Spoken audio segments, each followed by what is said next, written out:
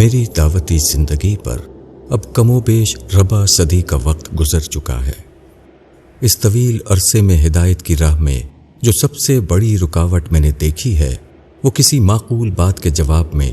غیر متعلقہ گفتگو کرنے کی عادت ہے۔ یہ عادت کیا ہوتی ہے؟ اس کے ان گنت مثالیں دی جا سکتی ہیں، لیکن دو حالیہ مثالیں میں ذاتی تجربے سے قارئین کے سامنے پیش کیے دیتا ہوں، جس سے اندازہ کیا جا سکتا ہے کہ یہ مرض کیا ہوتا ہے۔ کچھ عرصے پہلے میں نے فیس بک پر اپنا ایک تاثر درج کر دیا کہ خواتین پر مسجد کے دروازے بند نہیں ہونے چاہیے۔ لوگوں نے اس بات کو بہت پسند کیا،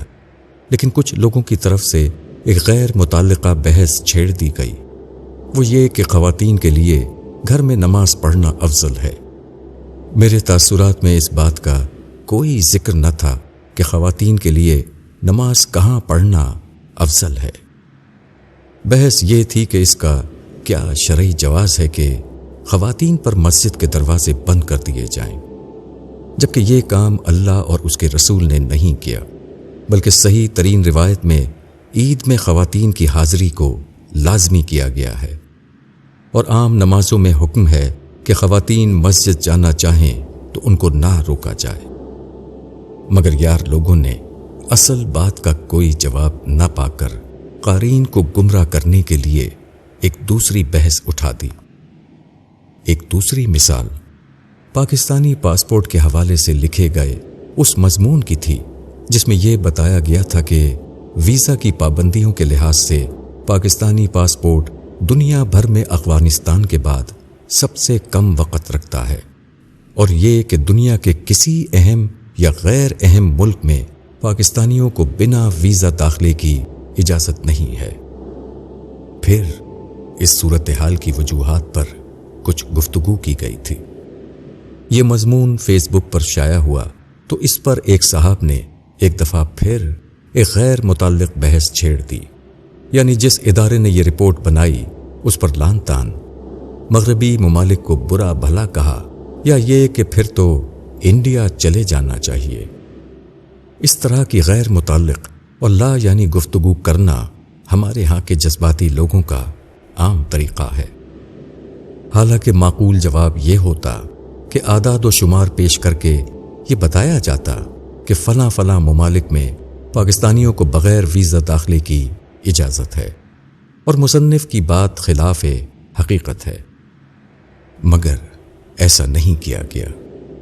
اس طرح کی غیر متعلق گفتگو کرنے والے لوگوں کا مسئلہ یہ ہوتا ہے کہ کوئی بات ماننے کے لیے تیار نہیں ہوتے، دلیل وہ سمجھتے نہیں ہیں،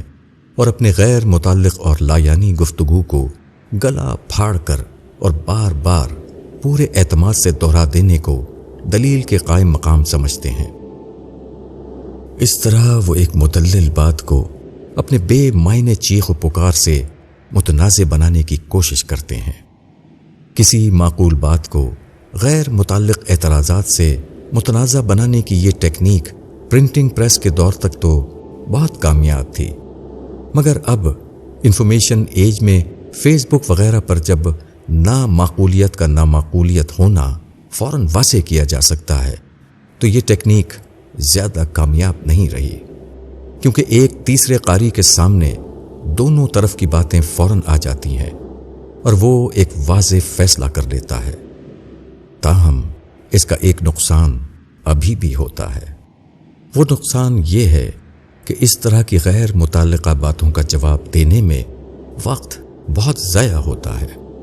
خاص طور پر ایک ایسے معاشرے میں جہاں اس طرح کی لایانی گفتگو پورے اعتماد کے ساتھ کرنے والے لوگوں کی ایک بڑی تعداد موجود ہو۔ ایسے میں سنجیدہ لوگوں کی یہ ذمہ داری ہے کہ وہ خود آگے بڑھ کر ایسی فضولیات کی غلطی واضح کر دیا کریں۔